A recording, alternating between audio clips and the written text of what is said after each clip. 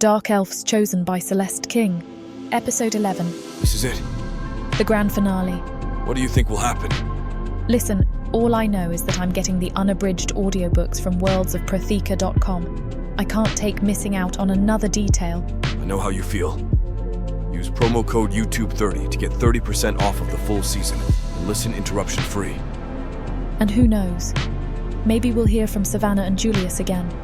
You're listening to Dark Elves Chosen, Episode 11 by Celeste King.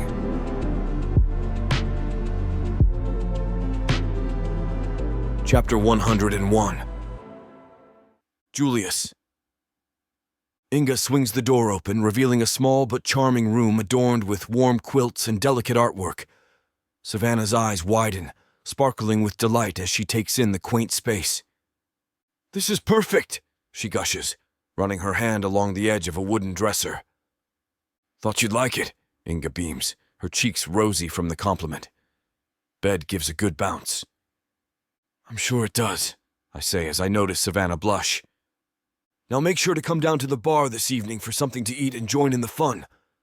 The hunters will have arrived, and No Ears Judd is bringing his Leah," Inga says.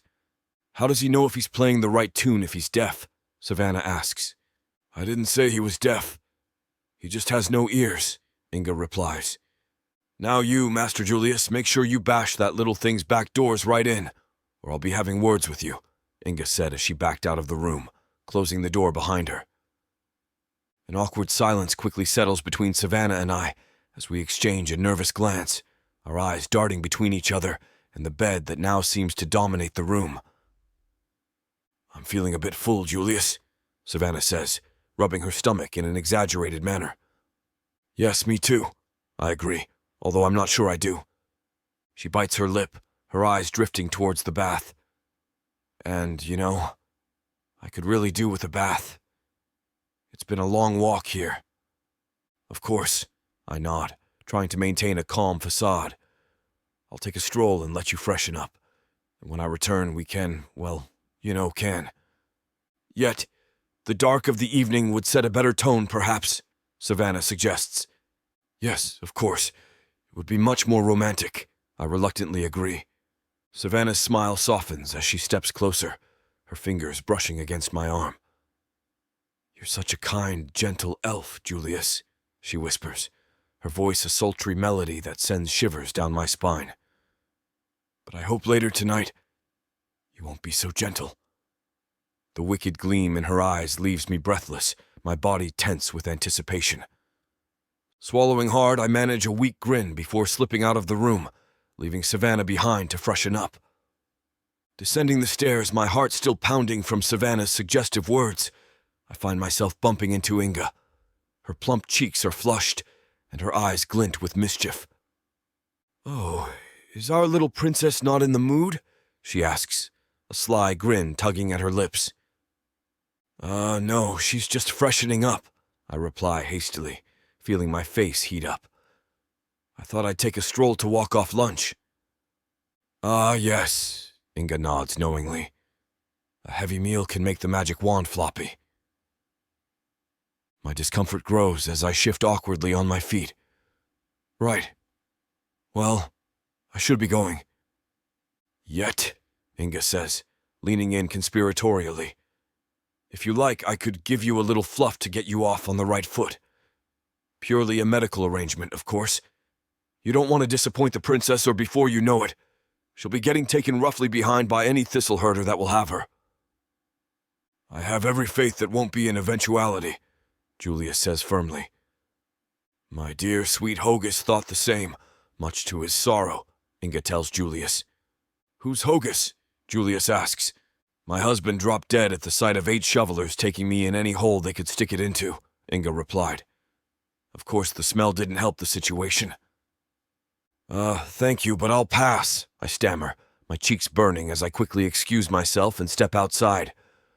The cool, crisp air is a welcome relief as I take in the beauty of the landscape surrounding the Manaha outpost. The forest behind the tavern appears dense and mysterious, while the snow-capped mountains tower above, their peaks shrouded in mist. Lush green fields stretch for miles, the best of Ashta, the continent of my birth.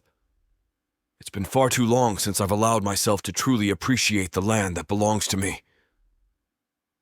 As I stand there, my eyes scanning the breathtaking scenery, I silently promise myself that I will continue to be there for Savannah, both as a lover and a protector. No matter what challenges we face, our bond is stronger than anything this world of Prothika can throw at us, even orcs.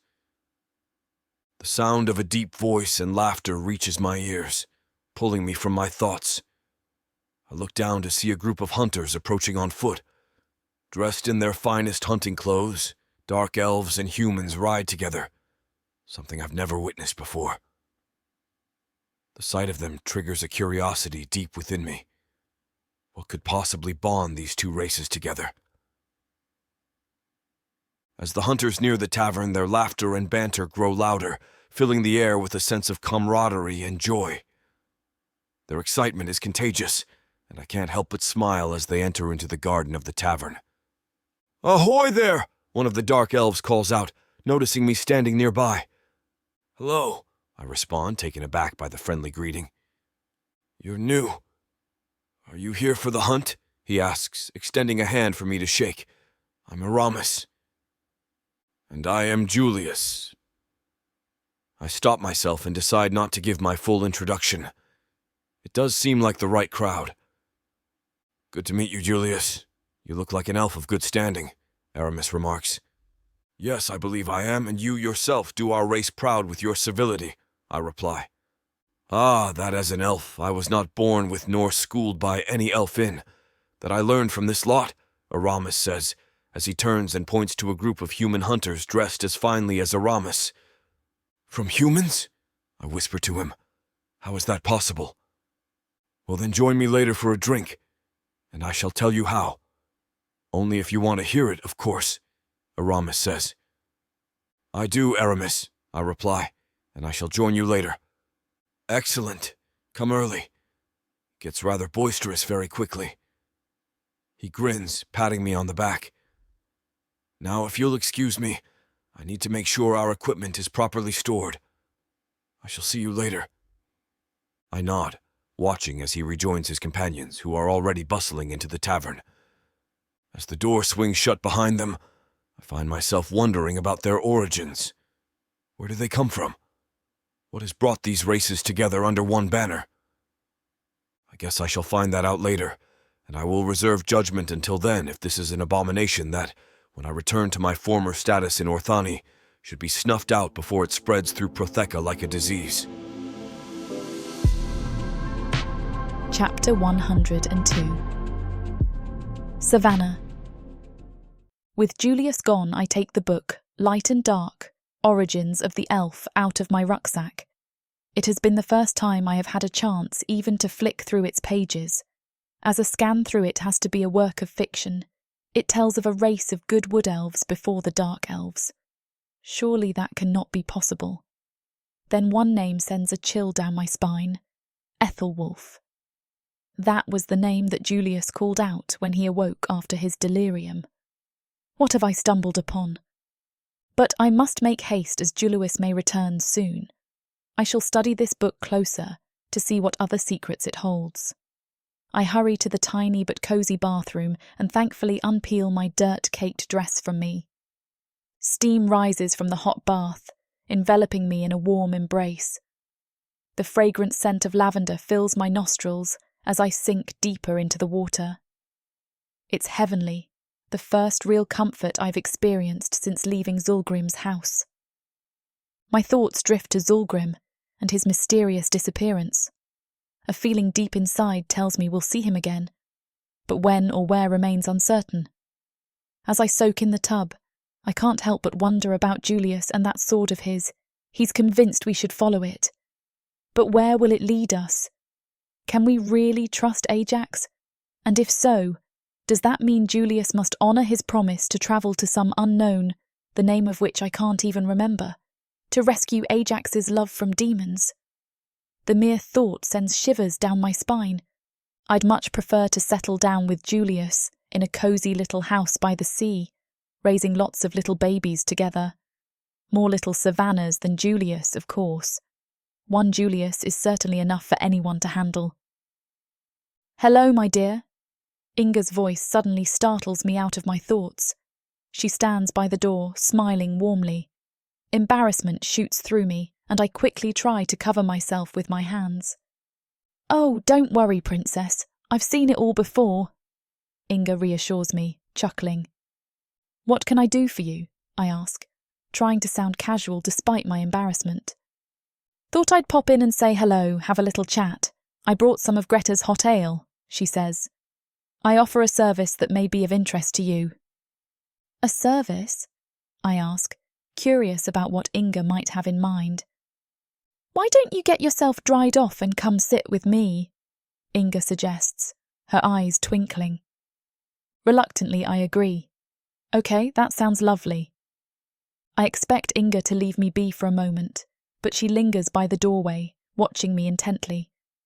Only another female, I try to reassure myself, trying to shake off the unease.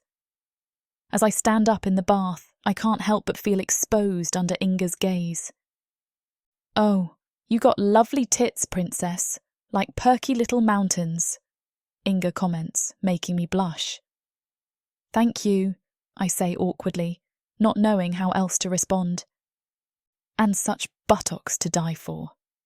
I'm sure there are many a buck that would love to have a bite of those," Inga adds, not missing a beat. I simply smile back at her, unsure of what else to do, and hurriedly grab a towel to cover myself before she gets a chance to make any more remarks about my body. "Best get that ale poured. There's me standing around like a eunuch at an orgy." Inga giggles to herself and finally leaves me. Though Inga's words regarding my body were slightly unnerving, I can't deny that they made me feel somewhat flattered as I glance at my breasts and buttocks in the mirror. Once dressed, I make my way over to the small table beside the window where Inga is waiting for me with 2 steaming mugs of ale. "Here you go, my dear," she says as she hands one to me. "Thank you," I reply, taking a tentative sip. The warm liquid feels comforting as it travels down my throat. "Oh, that's delicious." "Greta brews all our ale herself. She's become quite the master brewer," Inga shares, beaming with pride. "What's her secret?" I ask, genuinely curious. "It's a secret," Inga replies, and we both share a laugh. I glance out the window, taking in the beautiful landscape that surrounds the little tavern. "It's very beautiful here," I say. "Very special. I always say that here everything runs the opposite way from the rest of Protheca, the way it should be, folks just getting by and getting along, living side by side," Inga says. "Yes, it does feel that way," I reply. "Now, Princess," Inga begins, her voice warm and conversational. "As you can see, we have different ways around these parts. Elf and human live peacefully and screw each other vigorously into the bargain." I blink in surprise at her candid comment but say nothing. "Yet sometimes," she continues, "there are difficulties in that department. No one's fault, of course. These things happen. The male droops like the mournful eyes of a grieving widow, or the female dries up like the last gasp of a dying star." "Okay, yes, I think I understand," I reply hesitantly, feeling my cheeks heat up. But Julius and I have never had that problem. In fact, quite the opposite. Inga chuckles softly. "Now, Master Julius was looking rather peaky when I saw him last. I thought perhaps something might have gone askew during a stolen moment of midday pleasure."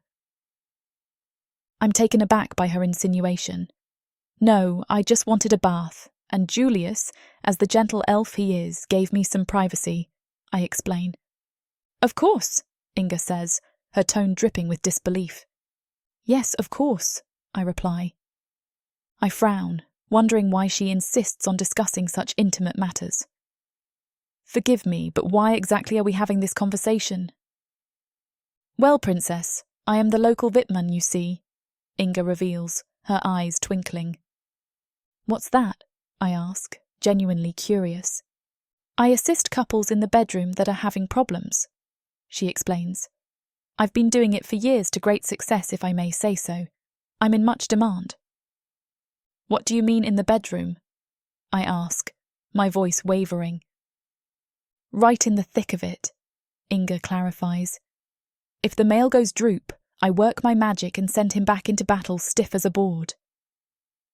My eyes widen in horror at her bluntness. And the female? I ask hesitantly, knowing full well I shouldn't, but I have to admit I am curious. Oh, that takes real skill, Inga says, a wicked smile playing on her lips. I can show you if you like. No, I'm fine, we're fine, I stammer, feeling my face burn with embarrassment. Well, all I want you to know that if you need me, I'll be in that bed with the both of you with bells on, Inga says, with a rather too large of a grin. Bells on? I ask. Aye, you'd be surprised what some folks are into, Inga says, and I can only imagine.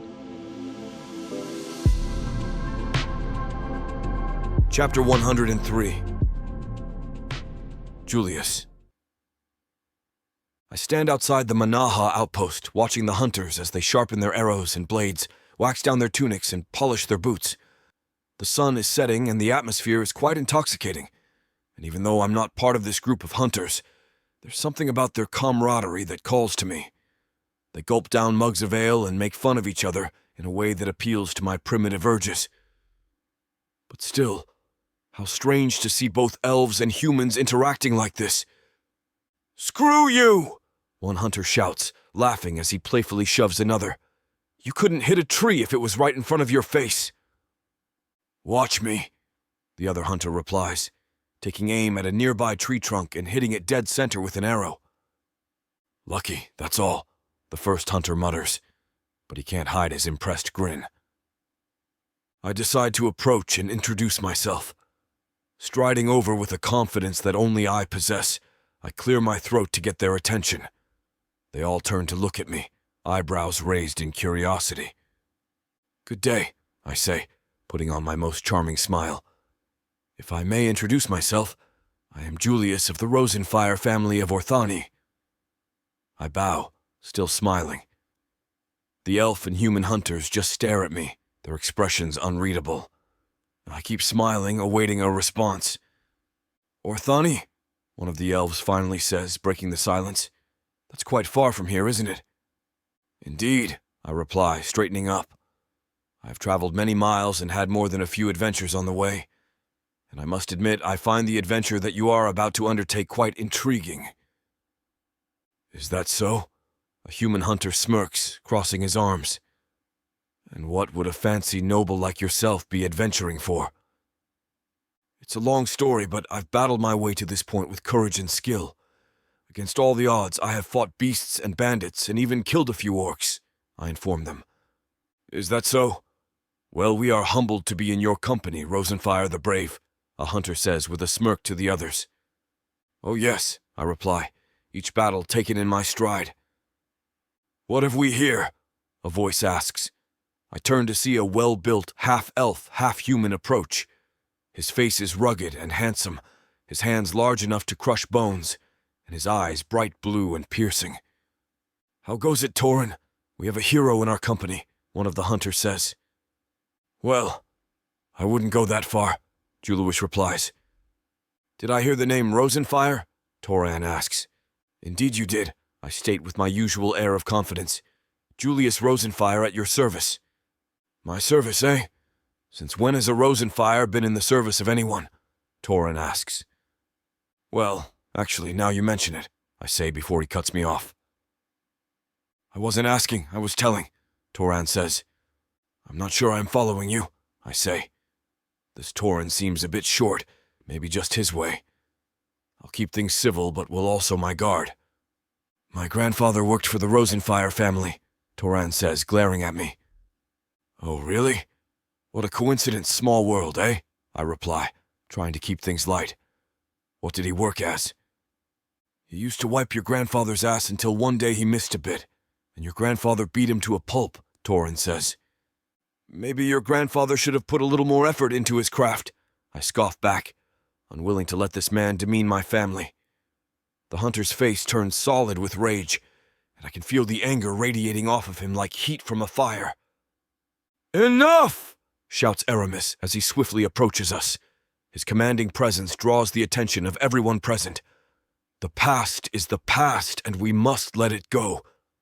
We are not responsible for the actions of our ancestors, only the actions of ourselves. Both Torin and I hold each other's glare.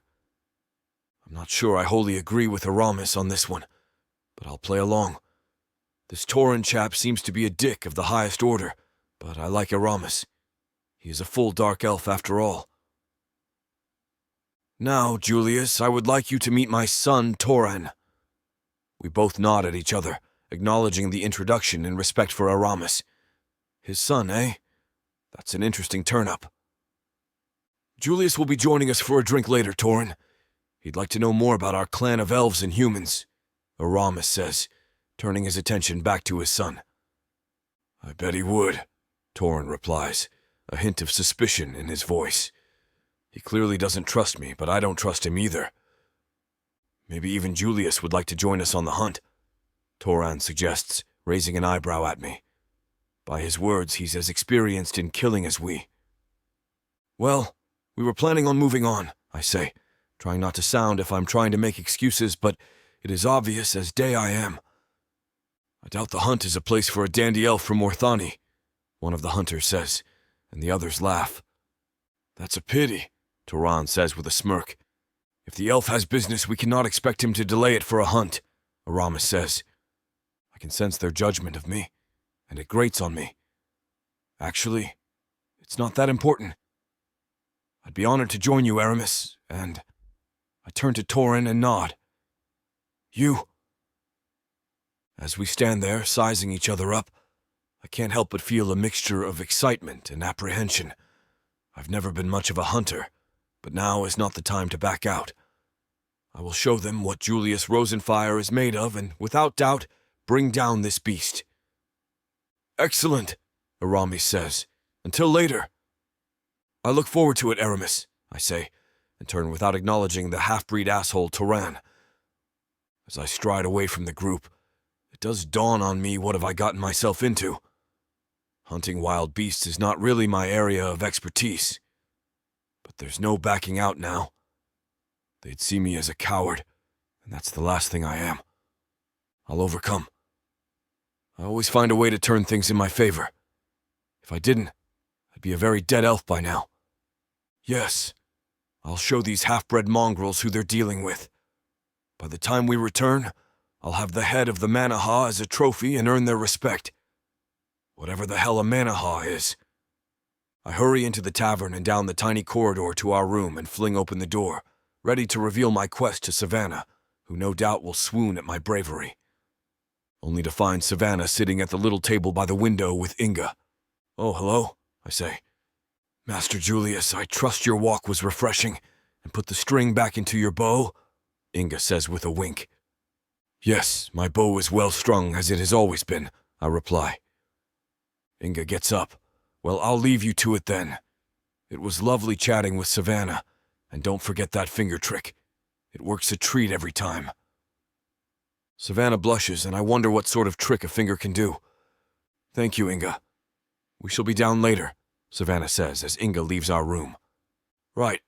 Wait until you hear this, Savannah, I say proudly. Yes, Savannah replies. I'm going on the hunt, I tell her, puffing out my chest. Are you mad? She exclaims, her eyes wide with disbelief. You've never hunted anything bigger than a rabbit. And have I not succeeded? I reply. Yes, but I dare say this manaha creature is a lot bigger than a rabbit, Savannah says. You underestimate me, my dear, I reply, grinning. This is exactly the kind of challenge I need. I'll show those inbred hunters what a refined elf from Orthani can do. What hunters? Savannah asks.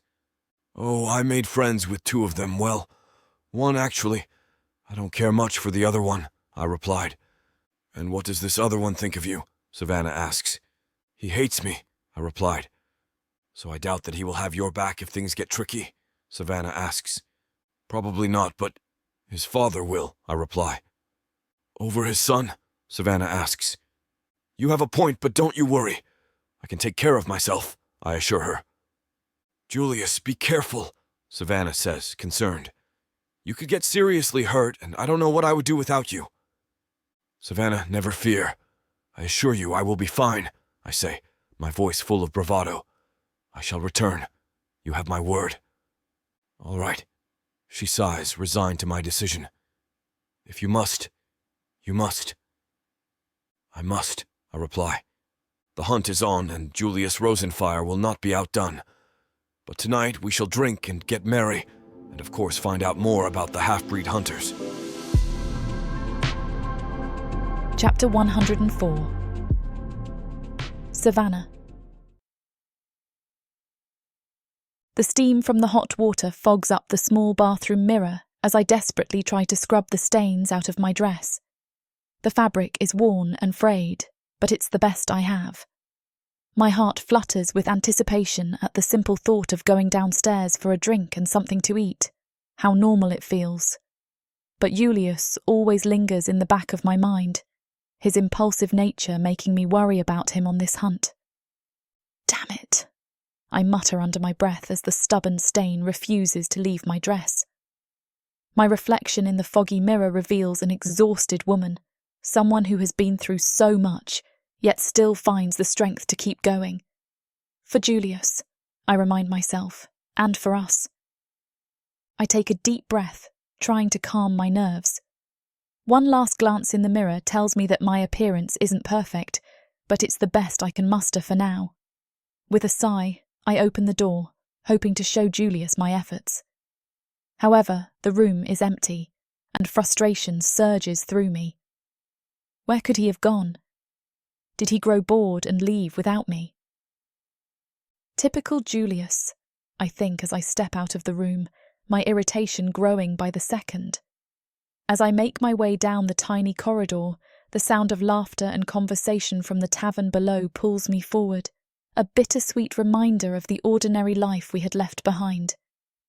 Julius better be down there, I grumble to myself, feeling the weight of our intertwined fates as I descend the stairs. The hunt is just another obstacle we must overcome together. And somehow, despite all odds, we will. Stepping into the dimly lit tavern, I'm immediately struck by the raucous laughter and boisterous conversations filling the air. My eyes scan the room, searching for Julius among the rough-looking hunters who've gathered here. The mix of humans and dark elves is strange, but not nearly as disconcerting as Julius's absence. Damn it, Julius, I think, my heart tightening with worry. Where are you? I turn and leave, but before I head back up the stairs to sulk in our room, I bump into Inga. Ah, Savannah, she exclaims, her portly frame jiggling with warmth. Have you seen Julius? I seem to have lost him, I explain. Last time I saw him, he was hurrying out the back, Inga says, raising an eyebrow. I take it the string of his bow broke again. I have no idea why she keeps talking about Julius's bow. He doesn't even own a bow. I have no idea what she's talking about, but I thank her before pushing through the tavern and out the back door. Outside, the cool night air envelops me and soothes some of my anxiety.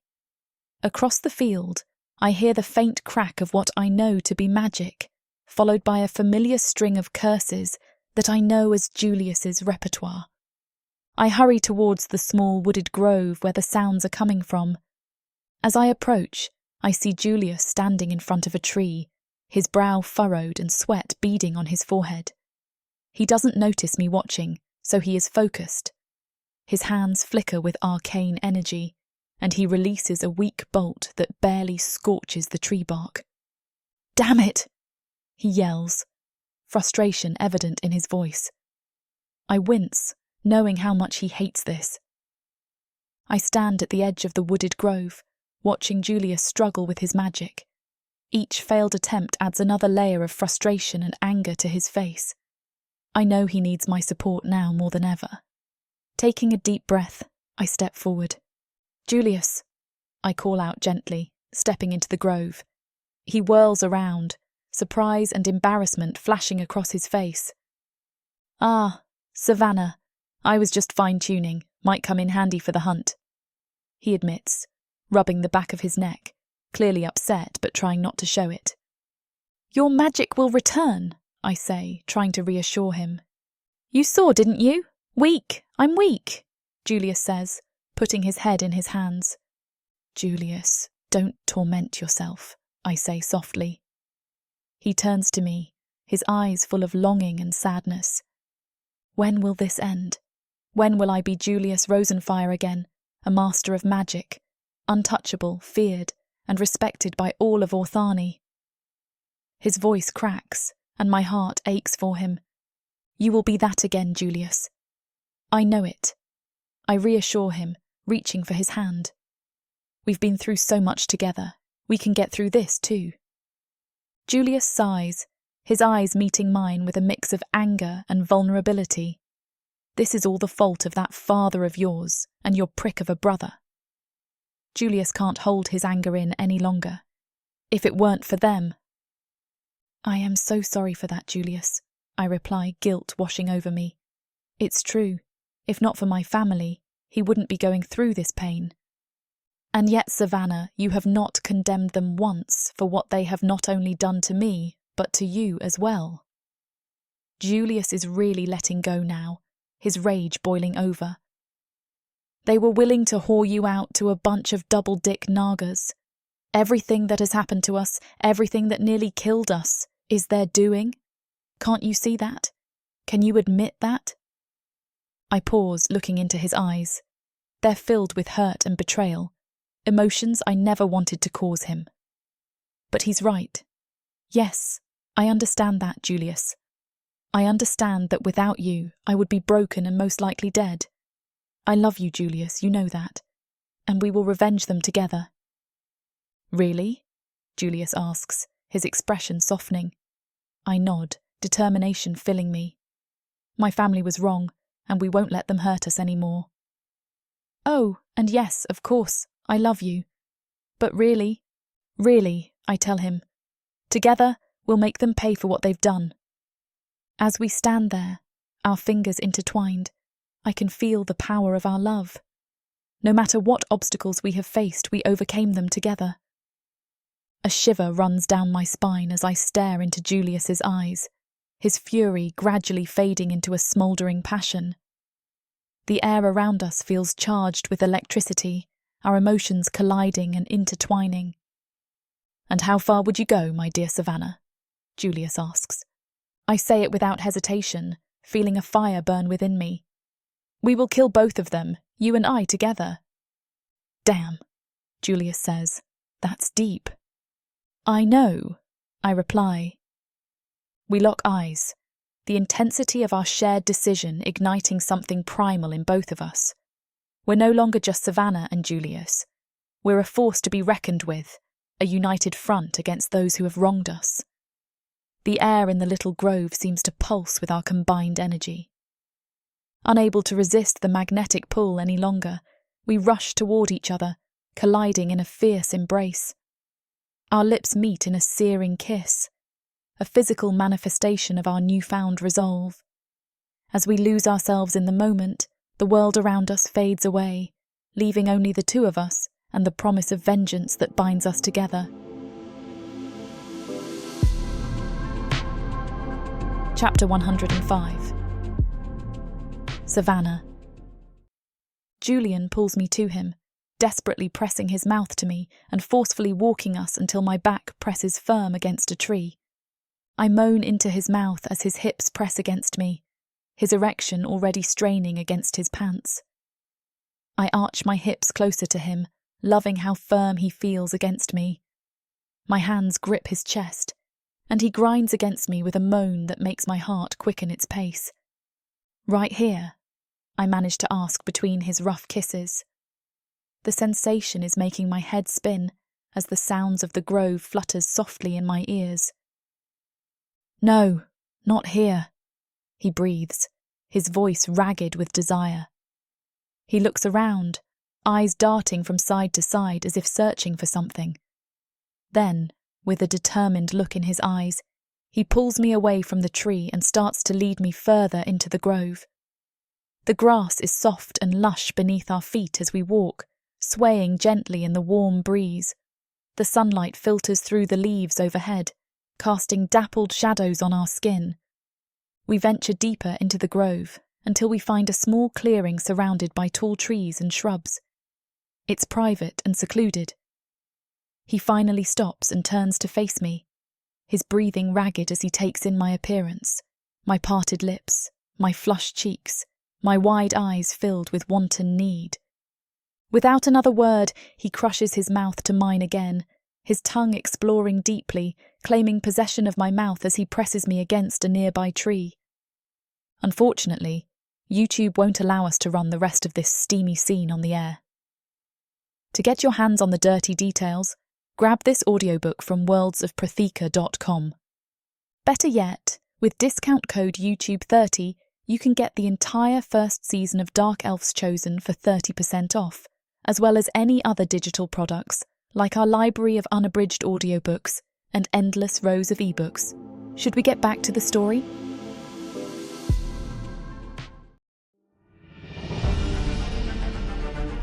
If someone had told me a month ago that I would be running for my life instead of sitting in the stuffy classroom of the bordello, preparing to be sold off to indoor, I would have laughed. The forest is not your safe space, little one. But there's no avoiding my fate. It's you. You're the one. I've spent my entire life training to be the perfect bride for the top-bidding dark elf. So much can change in so little time. You understand why you're being punished, right, child? Your blood. It sings to me. Please, let me out of here. You need to learn your place. But what are you? Where are you taking me? Run! I'm a bringer of death. No, you're not dying. I won't let you. You won't be able to get out. Let me go, please. Sadie, I will make you mine.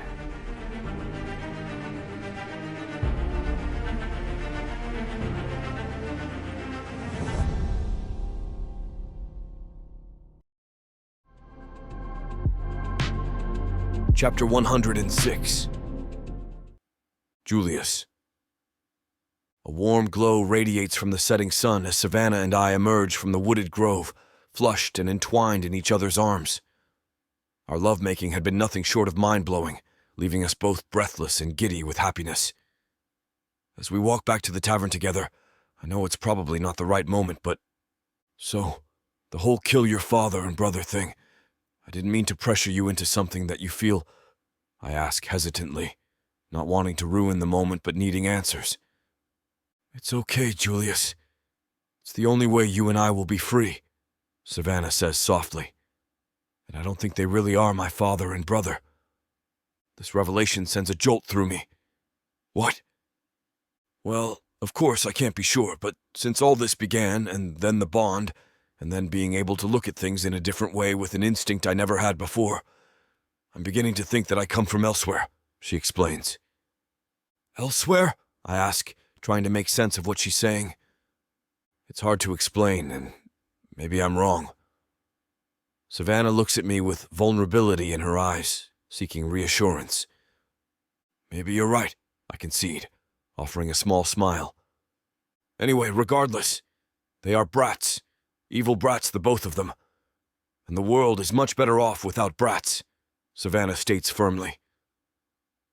As we approach the tavern, the raucous sounds of laughter and shouting reach our ears, signaling the hunter's celebration is in full swing. We enter a crowded bar full of loud, happy, and drunk hunters. A few local girls are dancing with them as No Ears Judd expertly plucks his Leah, providing lively music that has them dancing energetically. He's actually quite good, but I do wonder how he lost his ears, I say, impressed by the musician's skill. Perhaps he left them somewhere, Savannah jokes. More likely an orc has them hanging in his dirt hut, I add. Savannah laughs. One day you will learn to appreciate the orc, Julius, she replies. Give me a minotaur any day. A fine, noble race. Not as noble as the dark elf, but a close second, I state. I watch Savannah's eyes sparkling with delight at the festivities. Before we can fully take in the scene, Inga suddenly appears before us, her face beaming. Ah, Master Julius and the princess. Quite the knees up. Oh, we do look forward to this every year, she exclaims, her excitement infectious. It certainly is quite the party, Savannah replies, grinning widely. Is Aramis here? We are comrades, you know, Julius asked. Oh, lovely. Quite the dashing elf he is. Got a bulge on him that makes a girl dizzy. He's here somewhere, Master Julius, Inga assures us. And Princess, I want you to meet my sister Greta. Come with me. With that, Inga grabs Savannah by the hand and tugs her across the floor, leaving me standing there feeling both curious and slightly out of place amongst the revelry. But as I watch Savannah's laughter echo through the tavern, I find myself smiling, content in the knowledge that whatever challenges lie ahead, we'll face them together. The air in the tavern hums with energy from the celebration, but my thoughts are elsewhere. Savannah's revelation about her true origins has left me feeling unmoored, and I'm desperate to find some sense of understanding. If she's not half a elf and human, what is she? Just silly female notions I resolve myself to believe. As I scan the room, my eyes lock with Torin, who seems to take pleasure in staring me down. Prick, I mutter under my breath, my irritation rising. Ignoring his smug expression, I stride over and ask, Is Aramis here? You both promised each other some conversation, as full-born elves of substance do. That should get them back up. He's gone, Torin replies, feigning innocence. Gone where? I press, my patience wearing thin. To bed, Torin replies. It's what elves of substance do while us hod breeds drink in bed. Disappointment and anger wash over me in equal measure until I spot Aramis in a corner, very much awake and on his own. Funny that, I say, barely concealing my smirk as I point him out. Because he's over there. Torin's face drops, caught in his lie, and I relish the moment before turning away and making my way toward Aramis. Ah, Julius. Good to see you. Aramis greets me warmly as I approach. Quite the jovial rambunction, I inquire, gesturing to the raucous crowd around us. I've never heard it described like that before. But yes, Julius, it is quite the jovial rambunction. He chuckles. Why don't we grab a drink and step outside for some fresh air? It's quieter there. Sounds good, I agree. We each grab a drink before stepping out into the cool night air. The noise from the tavern fades to a dull hum, replaced by the gentle rustle of leaves and the distant sounds of the beasts in the nearby woods. Aramis takes a swig from his mug, his gaze distant as if lost in thought. Aramis and I sit down on the grass and he sighs. We sit admiring the view around us, sipping our drinks in contemplative silence. Protheka is so beautiful, Aramis says, his voice laced with melancholy. It's a shame that its inhabitants strive only to destroy it and each other. That's just the way of things, isn't it? Some races deserve more than others, after all. I reply. Is that really what you believe? Aramis asks, his eyes searching mine. That one race is superior to another? Isn't it true? We dark elves have always been at the top, while humans have remained mere creatures to be used, harvested like crops, slaughtered like animals. Ah, Julius, Aramis chuckles softly. There was a time when I would have agreed with you, but life has a way of changing our perspectives. Really? And what changed yours? I ask, genuinely curious. Once, long ago, I was known as Viperous, an officer in the Dark Legion. Usual sort, nasty, violent, and arrogant. My task was to wipe out the other races from Orthani and make it pure for us dark elves. Of course, sparing only the humans to do our dirty work. Then how did you become Aramis? I inquired, my mind puzzled with questions. He pauses for a moment and then states, That is a very long story. Like most stories, it involves a girl, a lot of fighting, and the pursuit of peace and happiness. Sounds familiar, I say with a smirk, thinking of Savannah. Yes, I saw that in your eyes when we first met, he replies knowingly. And did your story have a happy ending? I ask. Nearly, Aramis says. I have no idea how mine will end. I'll most likely trip one day and smash my head on a rock. My luck has left me, I lament. It will. You're not the kind of elf to let a rock get the better of you. In fact, Let anything get the better of you, Julius, Aramis. How can you know that? I ask. Aramis leans in closer, his voice serious. What you should understand, Julius, is that there is more to us elves than darkness. Much, much more. But that goes against everything, I protest. We are dark elves. It burns within us. It's what makes us great. Aramis smiles, stands up, and looks down at me, a glimmer of hope in his eyes. We have a haven, 10 days due north of here. If you ever find yourself that way, I'll show you the other side of everything. With that, he walks away, leaving me alone with thoughts that I am deeply uncomfortable with, because I know I have had a glimpse of that other side of everything. Godwin! I shout out into the darkness and listen as it travels through time, hoping he will hear me. Chapter 107. Savannah. The warmth of the fire and the weight of my eyelids make it difficult to concentrate on Inga's words, but I try my best to listen.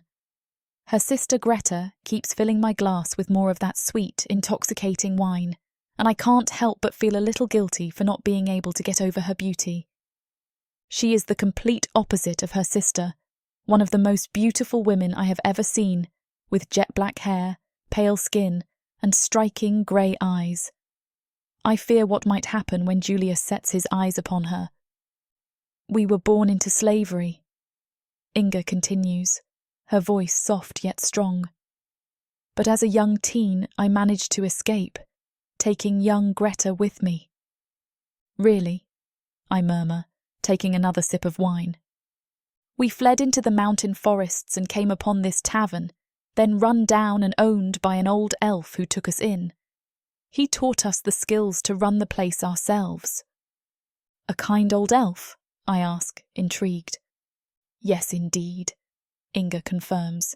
He always talked about the manaha. He claimed it took his wife one day when she was out picking wild herbs on the mountainside. He knew because her scream carried down the mountain to him. Such a tragic tale, I say, feeling the weight on my eyelids. Inga nods solemnly, her eyes glistening with unshed tears. Greta places a comforting hand on her sister's shoulder, giving me a small, sad smile. I can't help but feel a pang of jealousy towards her. She's kind, beautiful, and can cook. What if Julius falls for her? It is a story I shall keep with me always, and I will think kind thoughts about both of you when I do, I say, trying to focus on the conversation. Inga smiles, wiping away a tear. You're such a sweet princess. And that buck, Master Julius. You bagged yourself a good 'un there. He must pump like a piston, she replies. He certainly does, I slur, feeling at that moment somewhat special at the compliment. Normally I'd blush and avoid such a remark, but hey, I'm drunk, and Julius does hump like a wild beast who has caught a pretty little rabbit. You're a lucky girl, Greta says. Last one, I had not only stuck it in the wrong hole, but didn't even last 2 thrusts before he splattered his orc juice all over my fancy knickers. You had sex with an orc? I ask, shocked. If you could call it that, but not only orcs, I've had naga, dark elves, minotaurs, gargoyles, even screwed a vraken once, Greta says. I'm very curious by this stage. And out of all the races, who is the best? Hands down the Purna, Greta states with confidence. Are they not women? I ask, having met one, of course, in Duswathar. That's exactly why, Greta says, and we'll all burst into laughter. I take another deep gulp of wine. The room spins a little, and I know I'm getting drunk too quickly. But the more I drink, the less I have to think about Greta's beauty and what it might mean for Julius and me. So, what happened to the kind old elf? I ask. We took over the tavern after he passed away. Inga continues, her voice thick with emotion. We patched up it and started the manaha hunt, to get revenge for him and his wife. I can't help but marvel at their strength and determination. That's a beautifully sad story, I say, feeling a wave of admiration for Inga and Greta.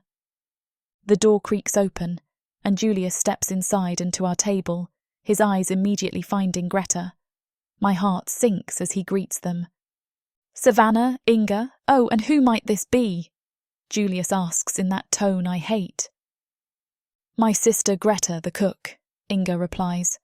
"Ah, wonderful. Your barua is most delightful," he fawns. I shoot him a dirty look, my jealousy flaring up. Julius seems to catch my glare and clears his throat. "I should get to bed early tonight. I need to be in top form for the hunt tomorrow." As he leaves, his eyes still linger on Greta, making my stomach twist in knots. By now I am quite drunk, my head spinning with each sip of wine. "I'm going outside for some fresh air," I announce, pushing back my chair. "Are you sure you'll be all right alone?" Inga asks, concern furrowing her brow. Fine, I mumble, waving her off as I stumble out the door.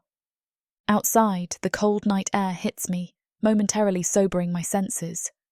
I lean against the wall of the tavern, trying to regain my balance, when someone slips out behind me. He tries to strike up a conversation. But I'm too drunk to engage and only manage a slurred response. "I am Tauran," he boasts, moving closer to me. "And you are very beautiful." "I am not interested. I love only one elf, my Julius," I protest weakly, the alcohol dulling my reflexes. "That idiot! You need a hunter, not some big city dandy," Tauran says with scorn. "I would like you to leave now," I demand. Suddenly Tauran grabs my arm and pulls me closer, trying to kiss me. Panic surges through me, and suddenly a bolt of magic shoots from me. Tauran is sent flying through the air, crashing into the ground with a heavy thud. "By the mother!" I gasp, staring at him on the ground. Why doesn't he get up? Why is he not moving? Terrified, I rush back inside, leaving Tauran unconscious on the ground, hoping with all my heart I did not kill him. Chapter 108. Julius. The first light of dawn creeps through the window and I slowly open my eyes. Today is the morning of the big hunt, and I can feel a knot of anxiety twisting in my stomach. I glance over at my sword and dagger lying on the nearby table, worrying that I may be underarmed for what awaits us. But then I remember my years of training and experience. Surely I'll be fine. As I turn my head, I see Savannah still asleep beside me, her golden hair splayed across the pillow like a halo. She looks so peaceful, a stark contrast to the turmoil I'm feeling inside. I know she believes in me, and her confidence has always pushed me forward. Leaning down, I gently press a kiss on her cheek. Her face remains relaxed in slumber, and I can't help but smile as I pull away. "Be safe," I whisper to her, though I doubt she hears me. With a deep breath, I rise from our bed, gathering my sword and dagger before heading out the door. The chill morning air greets me as I step into the crisp world outside the Manaha outpost, and I pause for a moment. The diverse group of hunters we met yesterday, humans, elves, even dark elves, will be joining me today. My curiosity is piqued by their seemingly harmonious existence. How could such different races come together and work as one? But there's no time for pondering now. The hunt awaits, and with it, the mysterious and deadly manaha. My heart races at the thought, but I steel myself. I am Julius Rosenfire, and I have faced countless dangers before. This will be just another challenge, and I will return to Savannah victorious. Descending the wooden stairway, I find the hunters bustling about, gearing up for the day's adventure. Aramis notices me and greets me warmly, clasping my shoulder. "Julius, ready for the hunt?" "Of course," I reply, trying to exude confidence, though my heart races beneath my chest. Tauran, a burly elf with a sneer etched on his face, shoots me a dirty look. I choose to ignore him. Good, Aramis says approvingly. "What weapons are you bringing along?" he asks. "My sword and dagger," I ask hesitantly, gesturing toward them. Aramis chuckles and raises an eyebrow. You're not fighting a duel, Julius. Wait here. As Aramis turns away to gather something, my gaze falls on a mug of ale sitting atop a nearby table. I snatch it and down its contents in one gulp, hoping it will steady my nerves. Here, Aramis says, returning with a crossbow in hand. You know how to use this?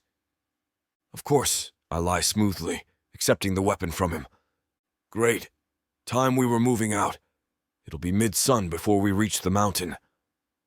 Aramis calls the hunters to order, shouting, "Move out, my comrades!" The hunters let out a cheer, and I join in, my voice mingling with theirs. Julius! Savannah's voice cuts through the noise. I turn to see her approaching, a parcel in her hands. I made you some lunch. Your favorite tara meat with capra cheese and bread. I cut them into the little triangles you like. She smiles warmly at me, and the other hunters giggle at her words. Ah, yes, thank you, my dear, I reply, accepting the parcel from her and trying to hide my embarrassment. As I join the other hunters in their departure, Savannah calls out, "Be brave, my hero!"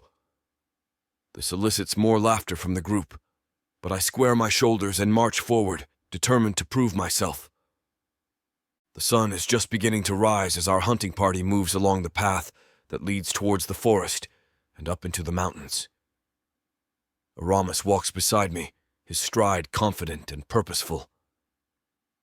Tell me, Aramis, I ask, trying to keep my voice steady.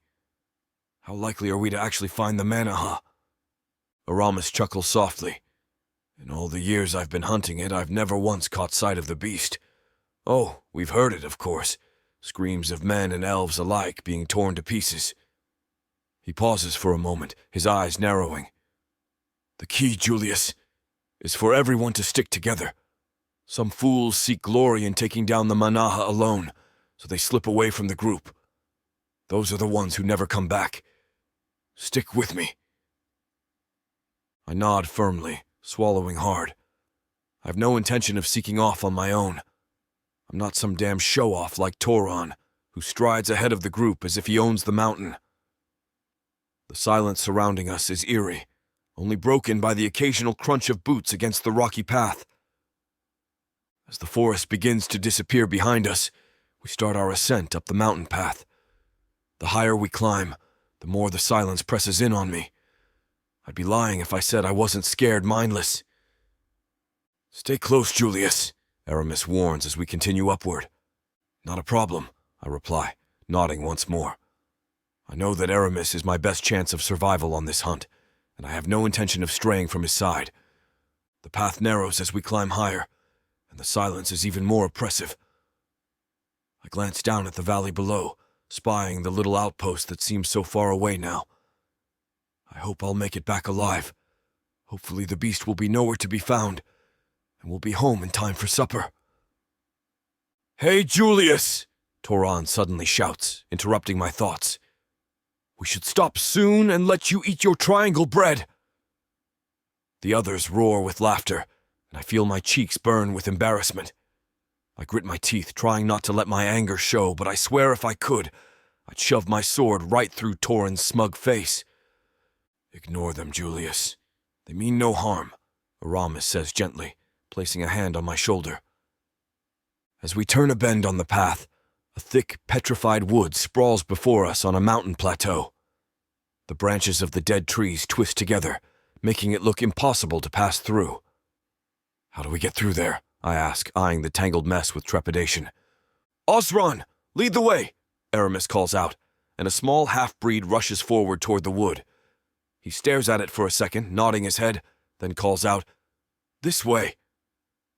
Following Osron, we enter the wood and follow a dirt path that does indeed lead us through. There they go, Aramis says to me as he points to several of the party members who slide off into the wood, leaving the group.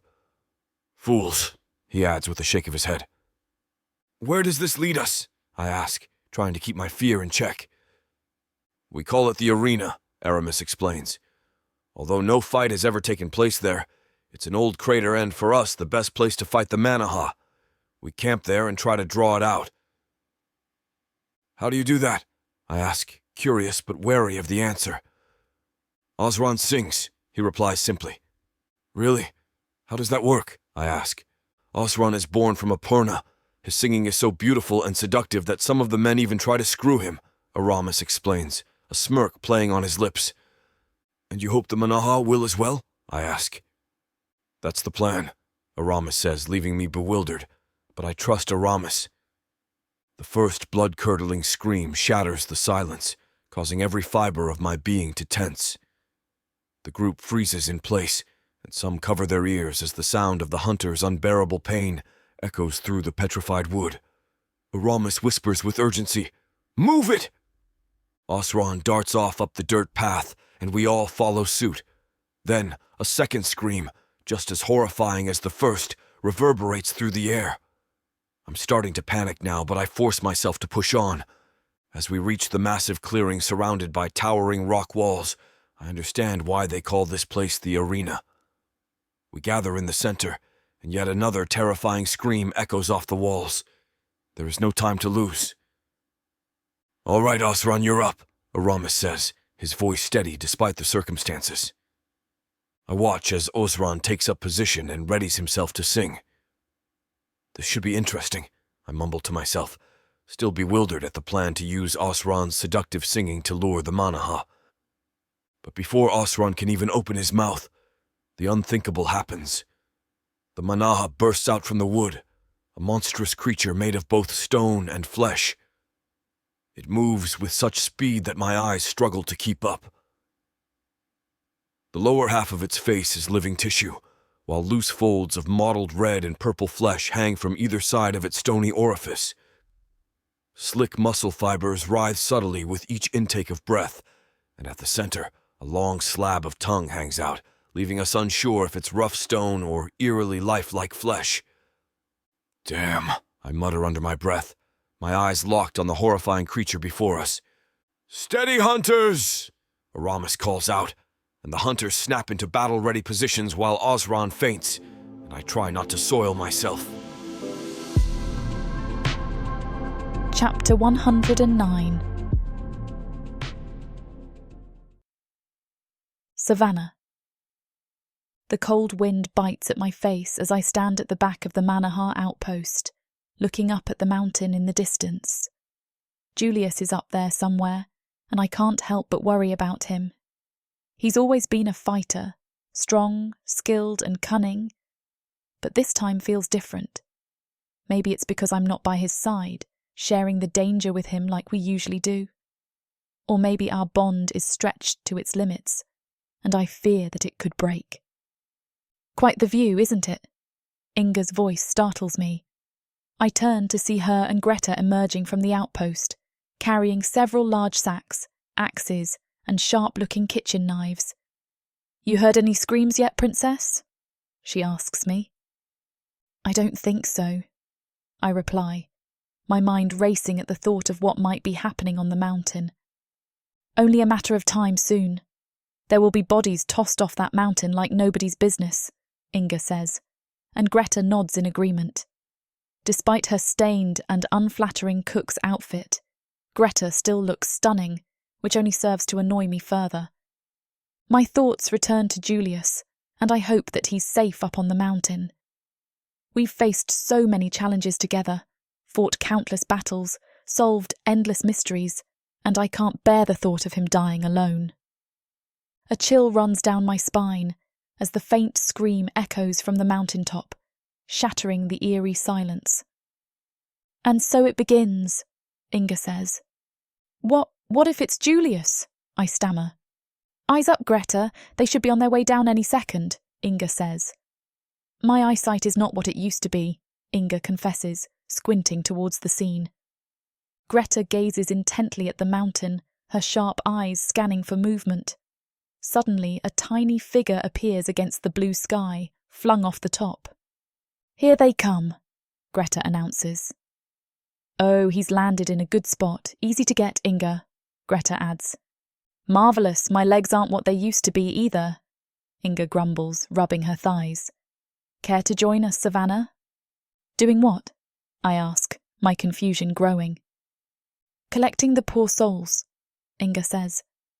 "How touching, bringing back those who have fallen, so they can be buried with the respect they deserve for such bravery.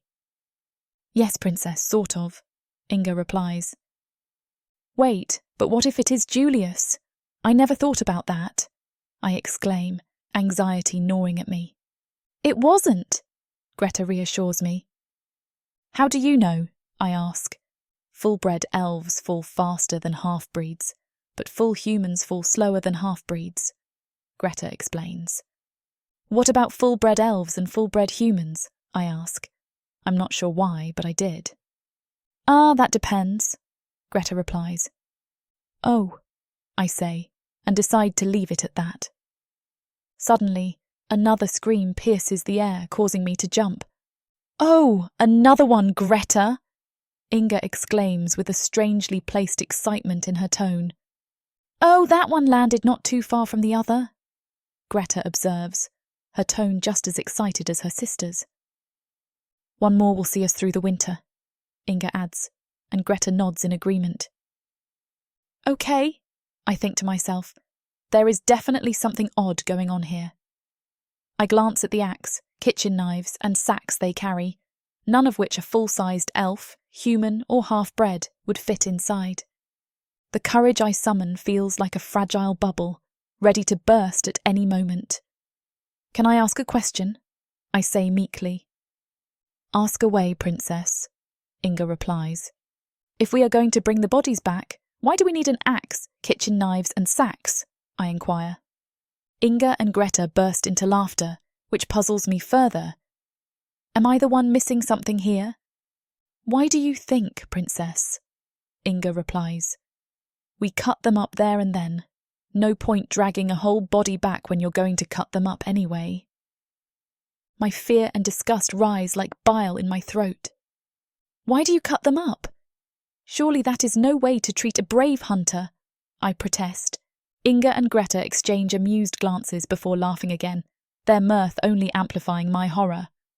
It is if you're going to eat them, Princess, Inga explains. Why do you think Greta's baru is so tasty? The revelation slams into me like a tidal wave, leaving me breathless and nauseated, and I struggle not to retch on the spot as I face the fact that I have eaten human flesh, or in fact, even elf flesh for that matter. Meat is meat, Princess. Don't get yourself all upset over it, Inga says. It's hard not to, I reply. I like buttock the best, Greta adds. Oh yes, nothing like a nice piece of fired buttock, Inga agrees. Standing there with Inga and Greta, I knew then. Nothing could surprise me ever again. Chapter 110. Julius. As I try to come to grips with the monstrous sight before me, the manaha lets loose a mighty roar that travels through the air like liquid stone, knocking most of the hunters off their feet, myself included, but Aramis and Torin still stand defiantly. I quickly pick myself up and watch as Torin takes aim at the manaha with his crossbow. I quickly realized I should probably do the same. Now, Torin! Aramis shouts. Torin releases the bolt, but it misses the creature's flesh and bounces harmlessly off the stone. Fall back! We load and shoot as one! Aramis calls out, his voice steady and strong. Then I notice Orson still passed out on the ground nearby and give him a swift kick in an attempt to wake him. Nothing. The manaha starts to move toward us, its monstrous form casting a shadow over the battlefield. Screw that. Sorry, Orson, I say, retreating with the rest of the hunters. As we regroup, forming a line to face the approaching manaha, one of the hunters spots Orson as well. Aramis! Orson! He calls out, desperation evident in his tone. Before Aramis can respond, Toron barks an order. Leave him! The coward! I can see the anger in Aramis's eyes, his jaw clenched tight at Toron's insubordination. But there's no time for conflict among our ranks. The manaha is fast approaching, roaring with rage, the very ground shaking beneath its steps. Aramis makes a snap decision, rushing forward to save Orson from certain death. He reaches the unconscious man, beginning to drag him back, but stumbles, the manaha gaining ground with every heartbeat. Oh, by the gods! I mutter to myself and sprint toward the fallen Aramis and Orson. Adrenaline pumps through my foolish veins as I reach them, pulling Aramis to his feet. Together, we grab Orson, dragging him back to join the ranks of hunters. A brave move, Julius, and I thank you for it, Aramis tells me, sincerity in his voice. I notice Tauren staring at me with rage, envy boiling in his eyes. Aramis calls out, "Load bows!" The click of loaded crossbows travels down the line, but I struggle to load mine. My hands shake, sweat still dripping from my brow. "Get ready to fire!" Aramis yells, the line of hunters refocusing their attention on the monstrous beast before us. "Give it here," Aramis says, taking my crossbow and quickly loading it for me. "Thank you," I say, grateful for his assistance. "The least I can do," he replies, a small smile on his face. The manaha suddenly stops, and everything turns to silence. The air is tense, the monster's intentions unknown.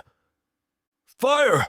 Aramis bellows, and we watch as our arrows soar toward the manaha, yet each strikes its stone, and they fall useless to the ground. The manaha starts to shake, its body trembling with an unseen force. To our horror, it begins to shoot the stone that makes up its own body at us. The large stones fly through the air at such speed, none of us have time to react. Survival comes down to luck. The stones smash into the faces of some hunters, their bodies thudding as they drop to the ground. Thankful one of the stones didn't hit me. But as I look around, I see half the hunters lying dead on the ground. Damn it, how are we going to survive this?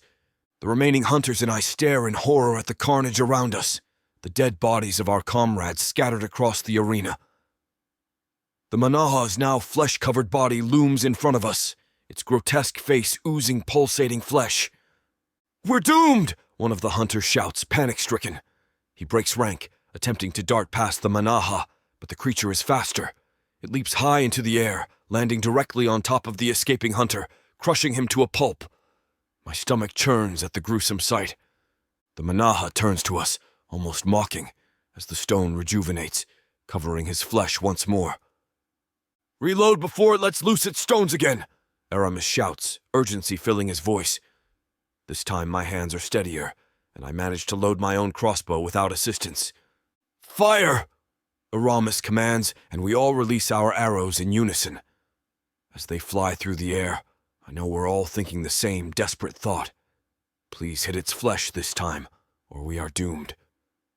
But our arrows only bounce off the manaha's stone skin once again, having no effect on the monstrous beast. "Swords!" Aramis calls out, desperation rising. "Our only chance is to rush it." "Follow me!" Tauren suddenly shouts, dashing toward the manaha without hesitation. "Tauren, no. Not yet," Aramis cries out, but it's too late. I can see that Tauren is rushing headlong into his own death. A familiar tingle runs through me, a feeling I vaguely remember from long ago. It seems to be forming, growing inside me. Then my own foolishness takes over, and without thinking, I break rank and follow Tauren, catching up to him quickly. The manaha takes a defensive position, ready and waiting for its easy prey. "Stop, Tauren!" I shout, grabbing his arm. He glares at me. "What are you doing, fool?" "Saving your life," I growl. I punch him in the face with all my strength. Tauren flies backward, landing on the ground with a thud. I stand alone now, facing the manaha. The tingle inside me is growing stronger, more powerful, taking control of me. I stand defiantly before the manaha, that grotesque fusion of stone and flesh, feeling a surge of power coursing through me. A wicked grin spreads across my face. "I am Julius Rosefire of Orthani, and you slab of stone are screwed." The manaha roars and charges toward me. This better work, I think to myself. My body pulses with energy, reaching its zenith. It's then I outstretch my arms and yell, "Deceiver, let me do your worst!" A bolt of fantastic, all-powerful magic erupts from me, striking the manaha square in the chest. It explodes, sending fragments of stone high into the air and falling like rain around us. "Thank the gods," I mutter, turning to face the hunters who stare at me, wide-eyed and speechless. The silence lasts for a moment before they erupt into a cheer so loud it should carry itself into the petrified wood, down the mountain path, and through the forest to the valley below. We gather the dead into a pile for burning. Best to let their spirits find their own way home from here. Aramis lights a torch and stands before the pile of fallen hunters. May Julius guide you home, and may you watch over us until our time comes to feast with you once more, Aramis says, as he puts the torch to the bodies. Wait, I shout. Who put Orson on the pile? He only fainted. No one admits it, but all help to pull the poor sod from the pile of dead bodies. I give him a shake, and finally he wakes and looks around bewildered. Did we win? He asks. Yes, Orson, we won, Aramis says, and returns to the pile of bodies and throws the torch upon them. We stand and watch in silence as the fire releases their souls to the sky. Then we make our way back to the valley below. I can't help but bask in the praise of the hunting party. Toron, however, sulks behind us, clearly bitter about my newfound status as a hero, something I fully intend to exploit. When we near the tavern, I spot Savannah standing in the distance. Raising my sword, I signal my return, and she jumps up and down several times and then runs toward me. Julius! She calls as she nears. Dropping my weapon, I open my arms to catch her as she leaps into my embrace. You're alive! He's not just alive. He's a hero. Julius Rosenfire killed the mighty Manaha, Aramis tells her. Did you, Julius? Really? Savannah asks. Yes, I suppose I did, I reply. Ale! We need ale to toast the hero. Aramis shouts, and the hunters hoist me onto their shoulders, carrying me toward the tavern where Inga and Greta await to greet us also. The Manaha outpost, once just a stop on our journey, has become a place of celebration and camaraderie among humans, elves, and half-elves alike. Something I thought impossible. But everything so far has seemed impossible. Yet here we are, Savannah and I, survivors of the impossible. The sun dips, and the moon starts to over the clearing where Savannah and I sit. Sounds of the triumph of victory and the sorrow for those lost carry across the field from the tavern, an unholy union. We sit close, Savannah and I, probably closer than we have ever sat before. Here's to all the bastards that tried to kill us and failed, Savannah says, raising her mug in a toast. To the bastards! I toast, and we clink our mugs together, ale sloshing over the sides. Savannah leans in and captures my lips in a soft, lingering kiss. You know you have always been my hero, Julius Rosenfire, Savannah tells me. And you mine, Savannah Friedman, I reply. So where do we go from here? Savannah asks me. I turn and look deep into Savannah's beautiful eyes that hold the answers to all the questions I was too foolish to ask. You and I, my dear Savannah, we go together.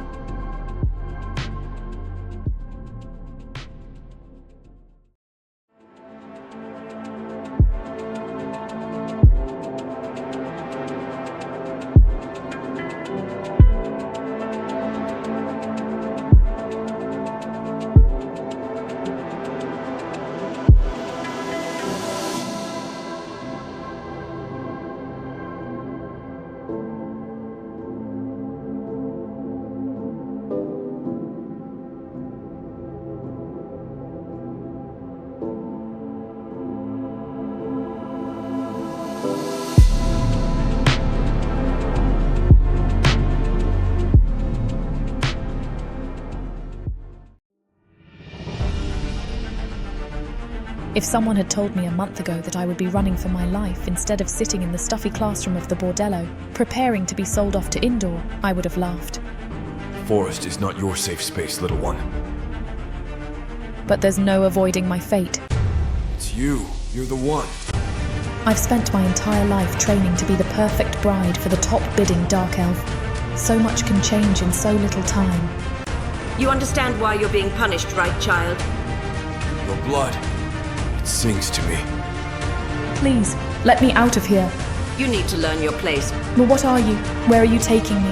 Run! I'm a bringer of death. No, you're not dying. I won't let you. You won't be able to get out. Let me go, please. Sadie, I will make you mine.